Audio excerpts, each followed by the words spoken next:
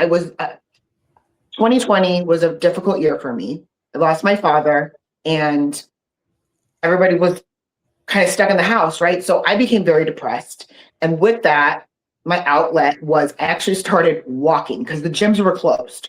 So I started walking, and I just kept going with it and got into the gym, kept going, kept going. And then I just felt like there was something more. Just I needed to dial in diet. I needed to get all of the aspects together. And I just kind of started talking to my husband, and he gave me this like little idea in my head. He's like, why don't you think about getting a coach and competing? You're so dialed into going to the gym, and it's pulling you out of like, I had this reason to get up now. I mean, I felt a little depressed before, and I had this, I go to the gym and like let out all my aggression and let out all my, my everything was just into the gym for me. So that's when I got the coach, and it just kind of went from there. But it literally just started with, I needed a place to go. I needed to just somewhere where I could feel like I was okay. And that's how it all started. Yeah, everybody has that beginning. I can tell you that it's, especially during the pandemic, that was the worst time because that same year my mother passed away. She was sick herself. She was dealing with she had deal with several seizures. She had a stroke. She was diabetic, and she went to the hospital one day, and boom, she caught the virus. And it wasn't that long after that she passed.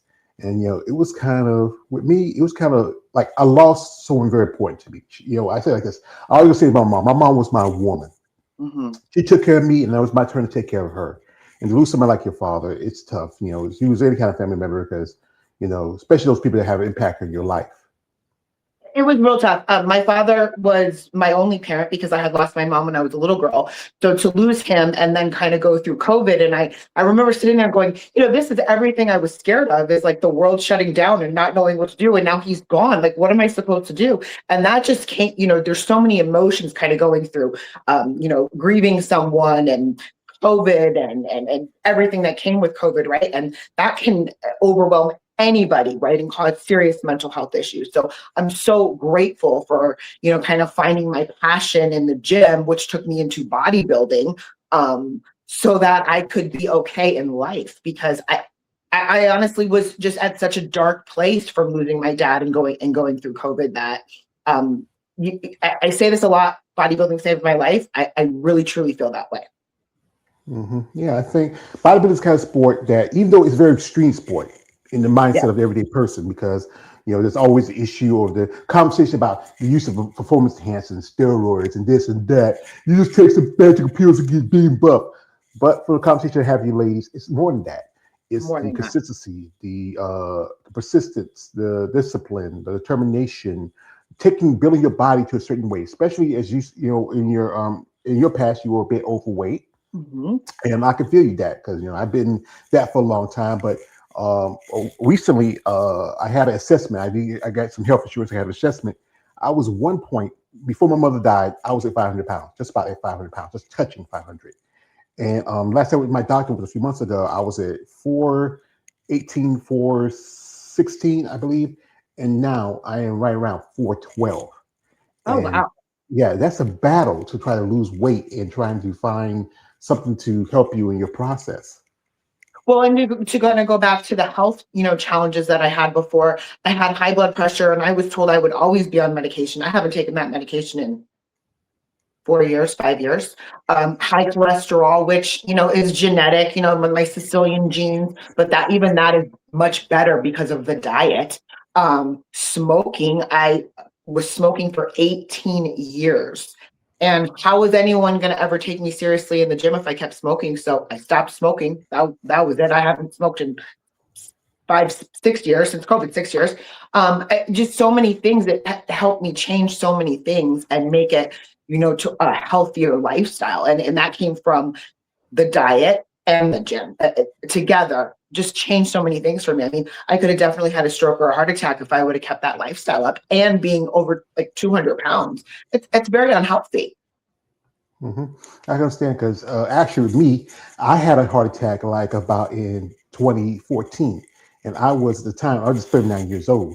High blood pressure. I'm pre-diabetic. Also cholesterol has gotten better the last few years where I started to take care of myself. But it's also for like you being Sicilian, and it's like traditional family stuff, like how Yeah. we eat, how we grow up.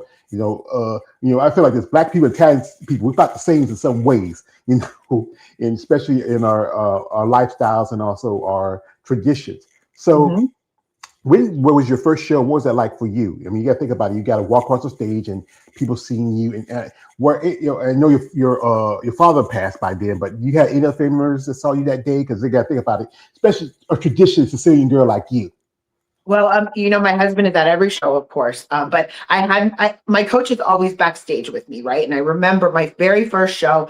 It was wellness. I started competing. My first show was in wellness, and I was so lean. And I remember I like looked so lean and good, and I felt so good about myself because I'm going to step on stage.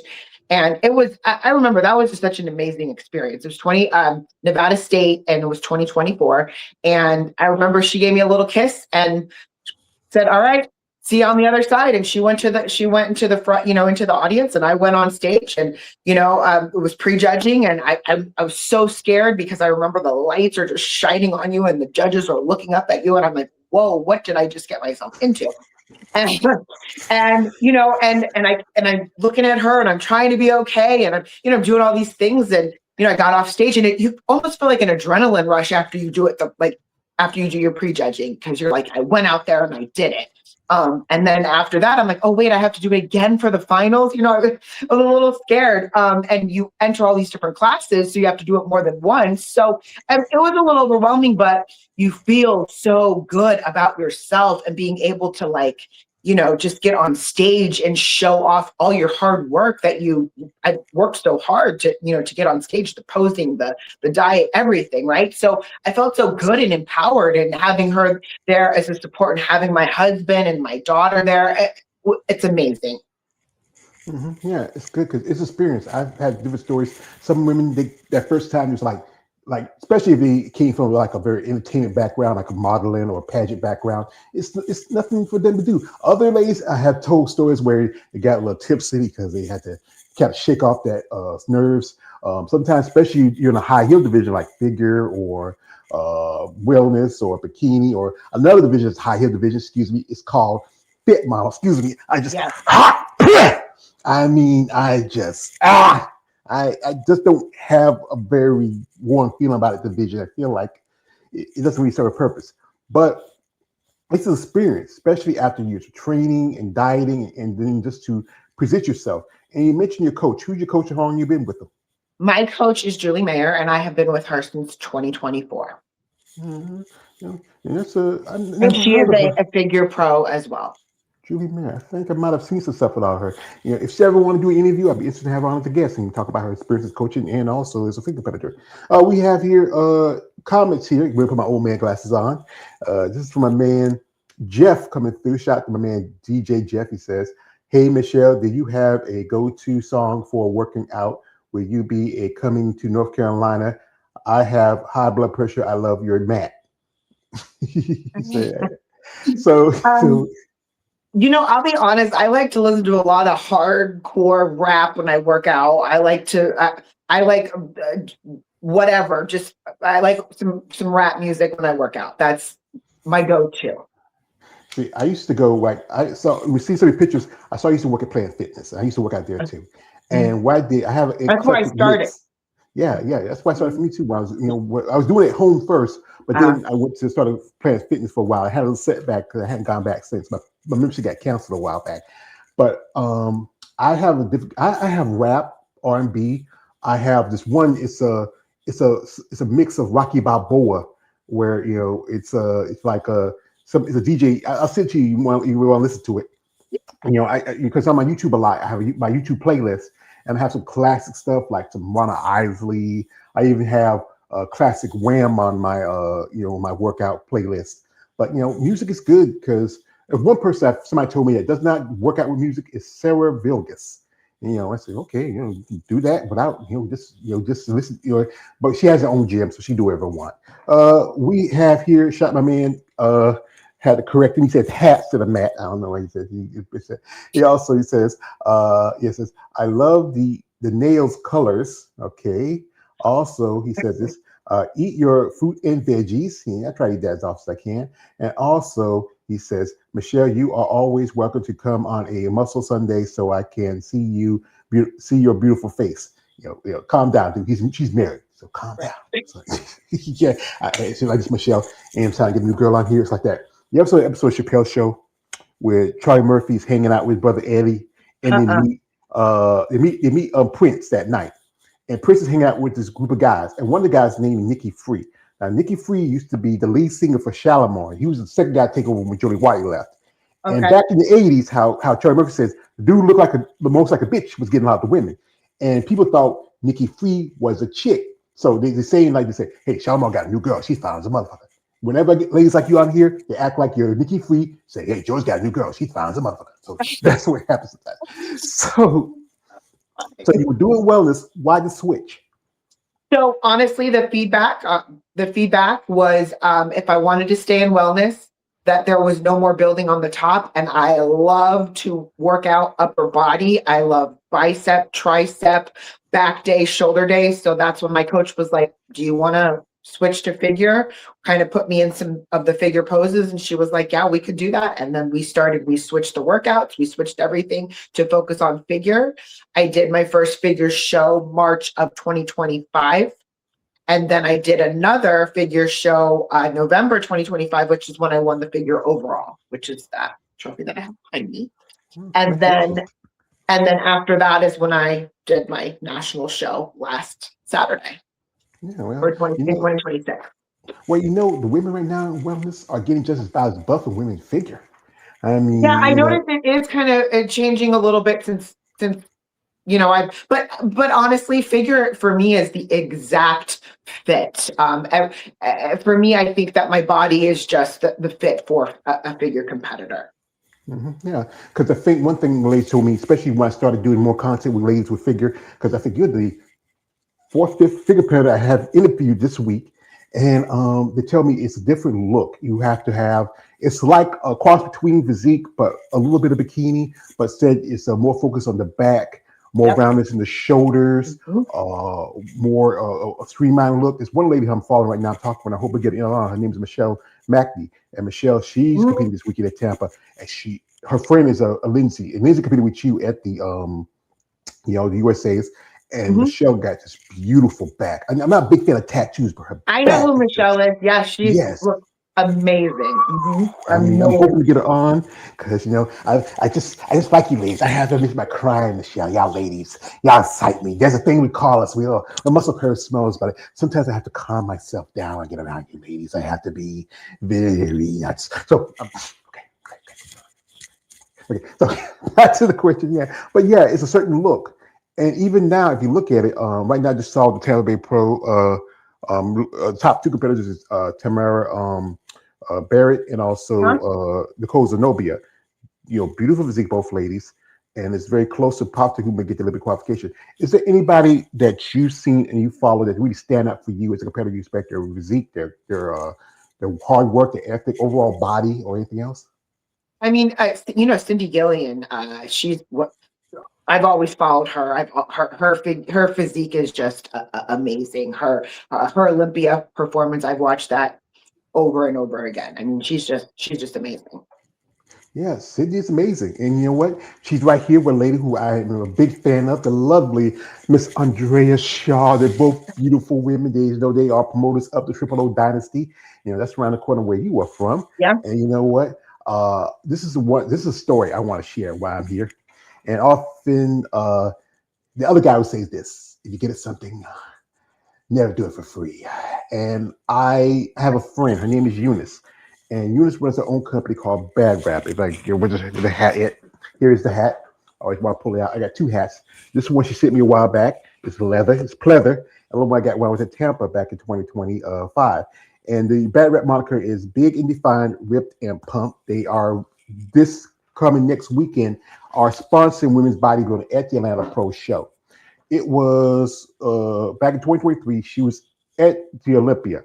She ran into Andrea. And then it was maybe just a few days after my birthday, she get a call, say, George, something come for you in the mail for your birthday. I know it's gonna be late by the 17th. So what is it? So next, a few days later, I go to the mailbox, I get this package, and in it is this issue of Muscle Development. Oh, wow. The last hardcover, because they don't do hardcovers anymore; they just do digital. And I still got some collecting that over the years since I've been following bodybuilding. And what makes this one special, because she saw Andrea at the show, she had her to sign this for me. Oh, that's amazing. And I had a friend. Her name is Nicole Strauss. She competes in OCB as a figure pro, and she's Okay. sitting in a nice little package too. I will show you quick what Michelle sent me.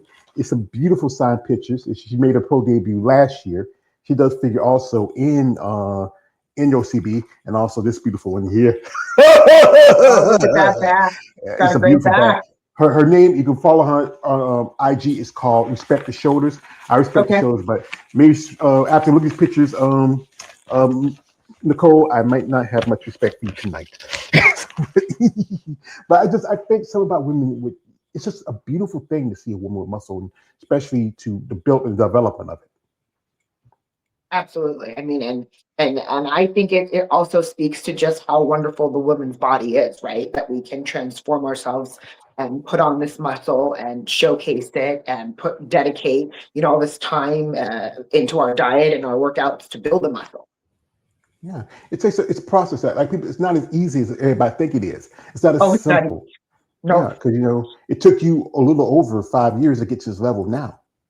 Yeah, and I mean, I think I had posted something the other day, and it just showing my growth just from the beginning of March to now. It's night and day. I mean, I grind every day. I mean, my diet and my workouts, but just to see the growth in muscle in 1 year for me, it's just been amazing. Yeah, we have some comments here. Shout out to here. Shout out to my man here. This is my Mikhail. The wonder he says solutions. I said salutes. I think solutions. Whatever he's saying. Also, he says this. He says, Michelle, you must be one hell of a athlete with those medals on the walls. You Oh, is that all from bodybuilding? yes, this is all. This is the start of when I did the Nevada State, the Samson, the High Roller, and then I have my trophy from last Saturday down there, and then my trophy from the High Roller. This is all from bodybuilding. That's Yeah, the backpack from the High Roller that I won as well. I just have everything put together. yeah. High rollers. Well, no, I think it's right out of also Nevada too. The high Yes, roller.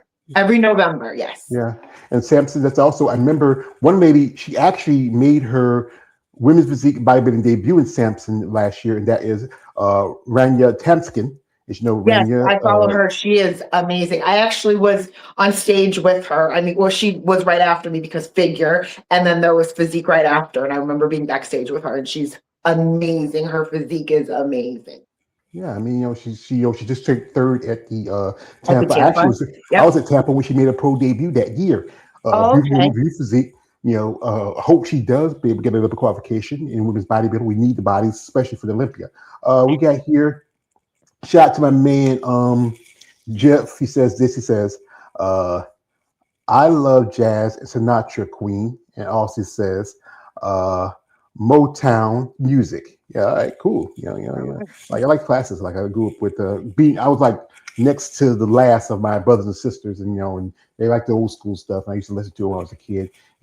So now you did USA's. What was critique from the judges? What do you need to get to that able to get your pro card if you feel like you want to share? Um, honestly, the the feedback was.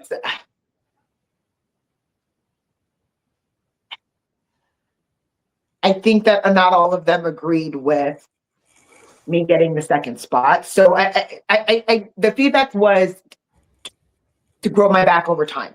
Yes, I need to grow my back, but I think some judges liked me, some judges did. I don't really know the full thing on what happened there. Mm-hmm. Judging can be subjective. You can look at it like I just saw the Tampa Bay Pro and Paula Ranta, who is still a young competitor, winning women's bodybuilding. Who I feel like she's more she's there but not there yet. I think she needs more time to grow if especially you want to get into the Olympia, you ever get some of the big dogs like Andrea and Yes. Ashley and Lavigne. Those ladies are massive. She has good condition, good shape, but you need more than that. Muscle density is very important. Overall size.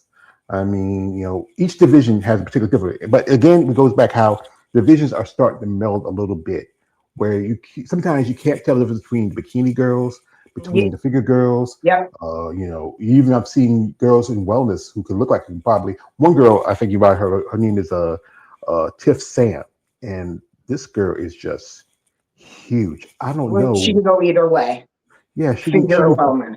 Because you were there at the when we did a seminar. Christina Mendoza, she's coming down from all the way down from women's bodybuilding to do wellness.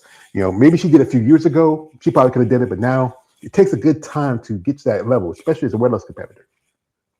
Yeah, for sure. And I think some judges are maybe looking for more of that, for more of the leaner, right? Like you had mentioned, more of the bikini look, and some of them are maybe looking more for more of the conditioning. So again, you're just really kind of playing your cards at what they're looking for in that particular show. Yeah. So, folks, well, we got Michelle here. We're going to do this. We're going to jump to social media for a little bit. If you want to follow her links are in the description of this live. If you want to support these ladies, they can really appreciate it because, bodybuilding is a tough sport. The cost, the expense, the travel, everything that's involved in when you compete as a bodybuilder. But if you are, here's the one thing. She's a lovely lady. She's somebody's wife, somebody's mother.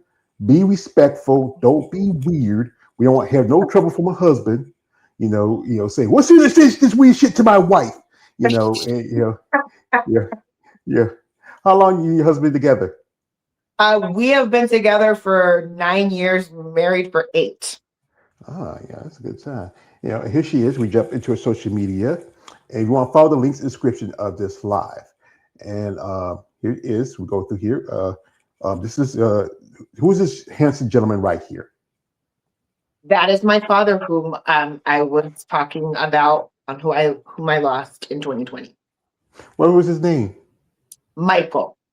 Michael. He's a good, strong man. He had to raise you and being a single dad. My mother was a single mother. And who is this lovely lady right here? That was my mom. Well, I'm gonna say this, man. It's old Southern saying, "You're just as pretty as your mama." Thank RP you. to her. I can tell Thank you, you. I miss my mama. And here she is, a comparison between her and from the Samsons into the USA's. What do you feel like really changed between these two shows for you? So the feedback I had gotten from Samson and also from High Roller was to grow my legs. So that is what I have been doing literally for over a year, and I've been really You, focused on my legs. And as you you can see, see, yeah, we see a little bit more feather. We see a little diamond right there in the right there in your quads. mhm, Not as smooth. Still got to, again, most definitely, it takes a while because leg day is probably one of the toughest workout of the day for any competitor. yeah. And if we go through here, and she does have a great overall look. I mean, and for you, what do you like about competing? What's the favorite thing about when you're on stage? My favorite thing about being on stage is really just showcasing your hard work and dedication. I think a lot of people don't understand, what you're doing the day to day when you're in a prep, right? You're working out your meals, everything, you're posing, all of the things. I think once you get to the stage, you get to showcase everything, and that's Hmm.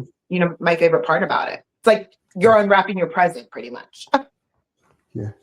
Who's this gentleman right here? That's my husband.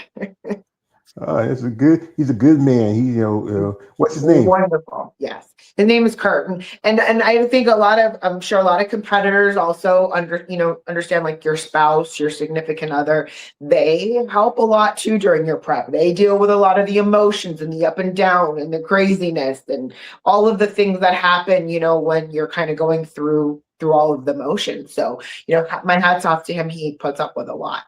That's tough, especially if you are prep. It'd be worse if you're both for bodybuilders on prep. I mean, Oh, God, could you imagine? who's this people behind y'all two? Those are our kids, my daughter and our son. He is 17 and my daughter's 23 tomorrow.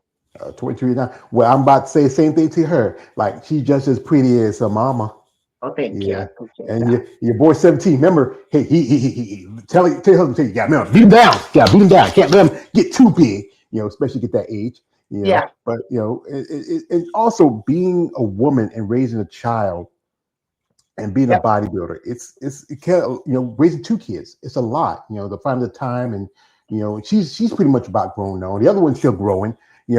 Has your daughter had an interest of maybe working out, joining the gym, or even competing yourself? Not one bit. Not one little. And I will say, so my daughter, I had her at 19 years old, so it has been so empowering for her to see this, right? To see that you could be 19, single mom, kind of just like not sure what the heck you're going to do in life, and then turn it around and you're getting on stage, you're becoming a bodybuilder, you're following your dreams, your husband supporting you. I mean, she's seeing all that, and raising a daughter and letting her see that is just so important. Yeah, that's good because you're doing something because you changed your life. My mother, she was 16 when I married my father, and she had my older sister a little bit after that, and she had to raise me, my brothers and sisters. There's a six of us, but there's only four of us left because I have a couple of my siblings have passed. Here she is at the Samples, with a lady who I've interviewed, the lovely Mrs. Crystal I Howe. love her. I love her. I love her to pieces. She's an amazing woman, amazing woman. Yeah, she just retired from working school sister. A while back, Crystal did a show in Texas. She was coming back and she posted this video with some guy got in her face. And I said, what the hell? What's wrong with people? Like for you, especially when you go out in public, when you're out and about with your family and friends, you ever have to deal with people making comments? Either you have two sides. You can have one side where it's like, hey, wow, this chick going to be a man, get all these muscles, yada, yada. And the other side says, hey, can I touch your muscles? Can I? So it's funny because I actually just was at Target earlier and I got the stare. Some of them, some people say, "Oh, you look so." Some people will come up to you and say wonderful things. Some people, I will watch them whisper something, look at me, whisper again, like it's. I don't know, like I'm like a circus act or something. Some people are really nice and some people kind of make faces. Some people are saying, "Oh God, she looks like a man. She should be doing what she's doing." And then some people are like, "Oh, hats off to you, the dedication," right? So you are going to get that in everything in life though, right? So it is what it is. But yes, lots of comments all the time, especially when you either come off of a show or you're getting ready to do a show and you have your leanness and all of you're very vascular and all those things. So yes, you just kind of have to roll with it. That just comes with it, right? Yeah, like it always gives me when I hear people talk about, oh, you look like a man. Right now, I'm looking at these pictures. Where do I see a man at? I don't see it. I'm a man. I got boobs bigger than some women. I don't see a man. I mean, it gets me.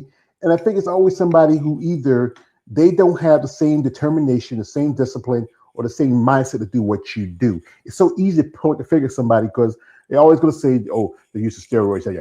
But it's only for recovery. It's only for help you to bounce back, especially after training. Like, how's your days or weeks are like doing your training? Like, what's it like for your schedule? So my day starts really early. I train at 3:45, Monday through Friday. And then when I'm on prep, cardio right after everything is fasted and then home to get to work. On a Saturday, I train legs and it's like my hard leg day. So I'm kind of go to the gym a little later because I do my meal prep. I'm out of my meals by Saturday morning. So I got to have that done before I even enter the gym. So then I train legs hard on Saturday. I'm not, I don't have to do cardio right now. So when I do a leg day, I won't do cardio on a Saturday. Sunday is my back and shoulder day, another day where I'm just like hitting it harder, kind of go a little later because sleep is very important to me. I get 8 to 10 hours every night. Doesn't matter the day of the week. I go to bed as early as I need to because that is very important to grow muscle is sleep. And then I either do a sauna sometimes after, I eat right after, and I kind of really just feed your muscles, I guess is the best way to put it. I try to feed my muscles after I work out. Mm-hmm. Yeah, because it's a lot of being consistent, being disciplined, keeping up routine, and also having a plan. As my other guy says, like this, Michelle, I don't have a plan. I'm just a dog chasing cars. I don't know what to do if I get one. I just do. But yeah, you have to understand the importance of rest, recovery. Everything from getting like a massage. Yep. Seeing your doctor, make sure your blood work, especially for women. As we Mhm. compare men to women, biologies are different. We do have share some of the same organs, but men we can't have babies. Women you can't. Right. Men we don't have menstrual cycles. Women you do. You do. And then I've interviewed ladies who are up to as far as 40 to 60 who sometimes go through menopause while they're training, and it can Yep. affect how their body, develops. I've been really lucky. My body's responded really well to just pretty much everything. But my coach is also we have to do. I have blood work. I give her the blood work. I mean, we are really on, like, health is number one to her, and me being healthy, and so that is all a part of it. Is making sure the blood work is done and everything is good. My body is healthy so that we can do what we need to do as far as the gym and meals and the training and the prep and all of the things. You have to have your health in order first. And that's very important to her and very important to me. And because of that, my body has responded so well because we put that as number one. Yeah, it's important to put your health first for anything because with some competitors, they want everything quick, fast, and early, especially young competitors. Mhm. And what my conversation with quite a few ladies is that bodybuilding is not a race; it's a marathon. You want to be able to have longevity. You want to be able to make it to the next show. You don't want to, like, we had situations where bodybuilders who had died from either dehydration or some other problem because they might have taken something or they didn't follow up with their doctor. Mhm. It's good because maybe some people are not as keen to with medical science, but it's important in development as a bodybuilder. Oh, absolutely. You have to do all of the things as a bodybuilder, and that means mental, physical, all of it. You need to make sure you're on top of your blood work, you're on top of your health, you're seeing your doctor, you're making sure that everything is in order because this is a very risky sport. You're doing things, you're pushing your body to limits that, not everybody's body is meant to do that, right? So you need to make sure that your body can handle it. So that's always, like I said, for me and for my coach, that's been always number one and the most important for us. And that's why I've been very successful in what I'm doing because I have put that as my number one, item to make sure I'm healthy to compete, to make sure my body can handle this. And any competitor that wants to be in the sport long term would do the same. Yeah, it's better to be smart than be not understanding what you get involved to a sport and just jumping in because Absolutely. okay, I can lift some heavy weights and do this and do that. There's so much that's involved in its development, like especially when you're training. What's that Yep. favorite part of training that you like the most? And that one part says, "I don't want to do this today, coach. I don't want to do it today, but I know I got to do it." I'm going to be honest. The thing that I don't like the most is cardio. I'm a bodybuilder. I want to lift weights. I don't want to do cardio, but you have to in order to lean down and be show ready. So that's the only thing that I ever tell. I'm like, cardio, because that's just not something I love doing. But some people love running and some people love cardio. That's just not for me. Yeah. I know one lady, she was a figure competitor. She said she loved to walk on the treadmill in her high heels. That was her, Really, yeah, she used to do it. She loved her heels because, I I've talked to love ladies who that. do figure, and when they transition from figure to physique, they say, I'm glad to get those things off. And what's your favorite when you're working out? My favorite thing, like my favorite thing is training upper body. That's my favorite thing ever. I love upper body day. hmm So which one you feel like you do? Which you like chest or you like arms or which ones? Like biceps and triceps. I love the dumbbell curl. It's my favorite thing to do. I know some ladies say don't like doing any of the arm work, but hey, it's I love about it. fixing, especially if you're fixing your working. Well, say this, improving on your strength as much as your weaknesses. So now after USA's and you get your pro card, what is the plan now going to the rest of the year? Because it's already the eighth month. Can you believe it? We're almost into guys. It's the first of the month. Got your The chicken? Come person, on. I'm already about broke because you got to pay my bills.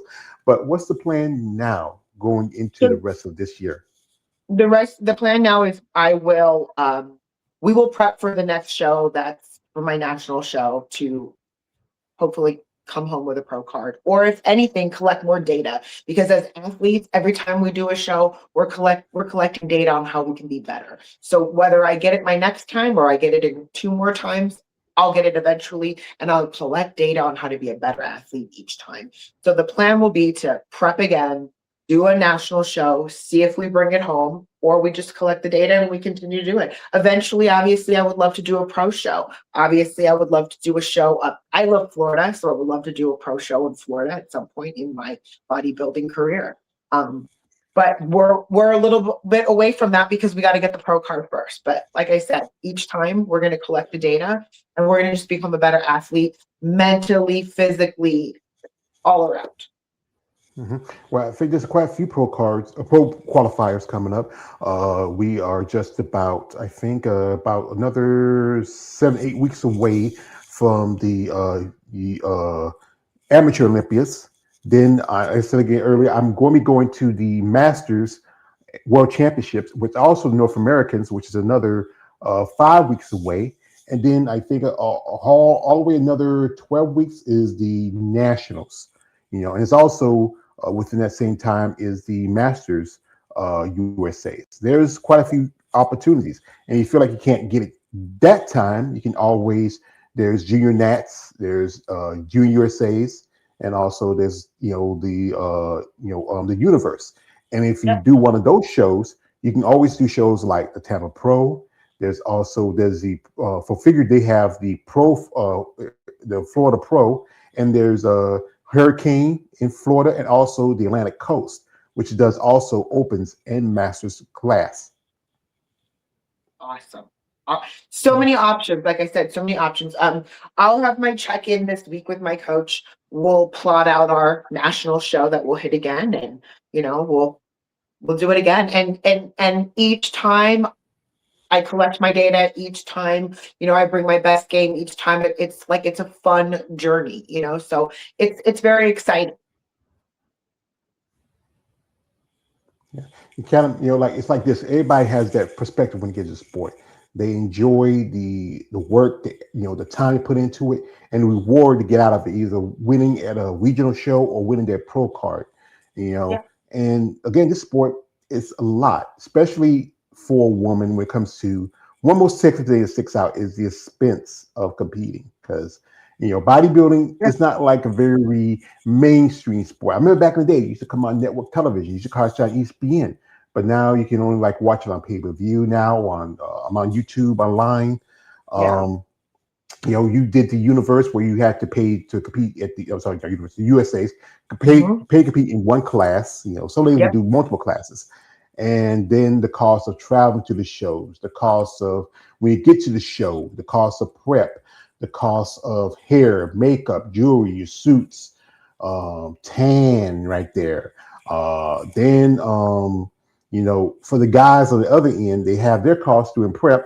But truthfully, all they gotta do is put on a pair of banana hammocks and board shorts, except for some pants. That's true. That's it. And I wish there was a way that would come sacrifice the cost, because if you still have to pay for your NPC card fees, every year. Are you sponsored right now? No. Yes, by my husband. He pays for all my things. Yes. Yeah, that's called being daddy. That's called being married, right? It's a huge cost. It's a huge cost. Absolutely. I don't think people even realize, and you there's a cost for everything. So again, it's I say it like this, right? Everyone has their hobby that they spend their money on. This is my hobby. This is what I spend my money on. Yeah, because some people see it as a hobby, but also it's truly a sport. But you still have to train, work out, diet, like any other sport. But again, it's always bodybuilding gets a stink eye because of the use of performance enhancers. But it's steroids is about in everything from birth control to inhalers, and I think bodybuilding get worse because your sport's not as mainstream, but is worldwide. I've interviewed ladies as far as the UK to Australia to Canada, South America. One lady I interviewed from Singapore, and even though it's not as mainstream as a sport, but it has really a worldwide following. Yeah, bodybuilding is huge. And bodybuilding for women is huge. Yeah, because I think you make up a good percent of the competitors because you have multiple divisions. Because I think they started out when they first started out. I remember it was just women's bodybuilding. I grew up the Yep. age of Corey Everson, Rachel McGlash, and then Linda Murray and came through, and Iris Kyle and Andrea, and and you have physique and figure and fitness and bikini and wellness and excuse me, the other one, hot fit model. I could go on why I'm not a fan of the division, but this is about you. So also one thing is that we all know food is an important process of growing of a bodybuilder, the diet. And sometimes you have to have the right things that maintain a certain level, but every now and then, especially after that long prep, and after that tiresome long times of eating dry chicken and veggies, and sometimes you want a little something sweet, savory. And like I said again, you said you're a Sicilian. What is that thing you wanted the most after that last show? That thing that was just calling your name. You know what's so funny is the thing that calls my name after a show is my protein bar because I usually have those taken away weeks and weeks and weeks before my show. And I miss those like a Bear Bell protein bar or barbell, however you say that. Those are delicious. So that's the first thing I have. And then I eat something like a burger or let's see, what did I have? Actually, this last time we went for sushi because that's what I just felt like I was just missing it so much. Each time, each show that I do after my craving is different. Um, but I really just crave the things that are healthy, but that get taken away early on, if that makes sense. So like I can't wait to have my yogurt back. I can't wait to have strawberries again. That's really it. Well, there's nothing funny about that because I've had talked to ladies that say they don't binge after the shows. One lady told me that after the show, her and her husband sat and just drank some water and watched some television, chilled out in their room together.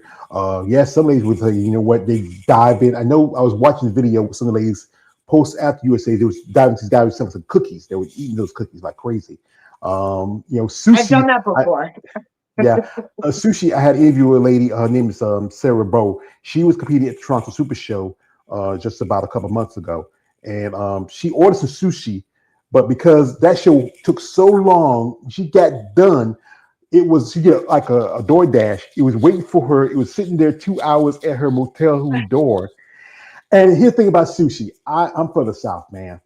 And when we had fish, we never had it cold raw. We had it fried or whatever. That's just me. I had nothing against it. I remember one lady I interviewed when she told me that Barbara Marjan, who's multi-time Olympian, she told me she loves sushi. I said, look, I said, Oh yeah, that's yeah, funny. yeah. I mean, that's not me. I'm not. I ain't It's fish a not long for time, but everybody. that's not for everybody. Not for me.